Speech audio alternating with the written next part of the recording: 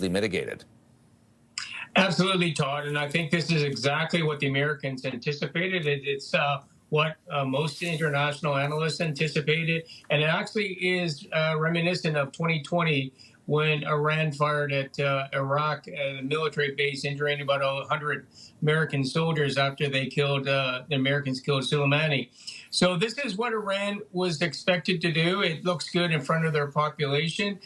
They also are alleged to have provided some advance warning that they were going to do this to try to mitigate the threat. So that should be enough at this stage of the game to set the conditions, if the United States accepts that, to bring people back to the table to start talking about how we're going to end this. It's 10:05 in the evening, local time in Doha. I'm curious when you say advance warning, and I mean, we're hearing that too, General Fraser, on our end, you know, why Iran would do that. Why would they give advance warning to the Qataris and the Americans that an attack is coming?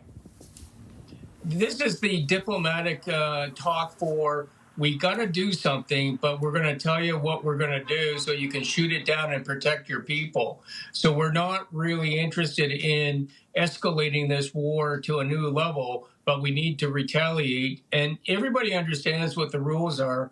And this, in military terminology and diplomatic terminology, means we've done enough. And I think, you know, that is a really important statement from Iran, and it should begin to de-escalate this situation. What do you make of the American attacks over the weekend on those key Iranian nuclear facilities, General Fraser, particularly Fordo? That's the one where it's, you know, basically built under a mountain. So I think, you know, the Americans have known about these sites for years, and they probably have done many exercises on what would they do if they had to destroy it.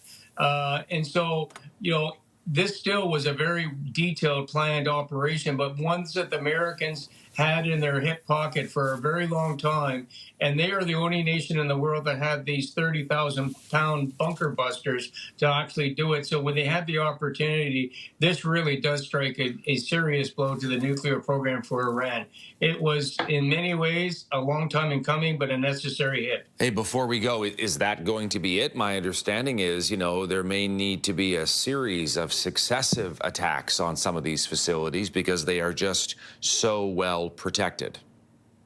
Well, I think right now, you know, you can keep pounding those facilities and you won't know how successful you are until you get somebody in there and they're looking down at the bottom of the hole.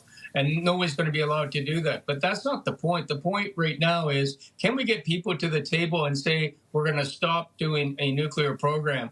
We don't want to do any more fighting with proxies. Can we at least give some peace a chance? And I think that's the focus and the main effort right now. And United States and the president, who looking for a deal, this is a deal opportunity that he shouldn't miss out on.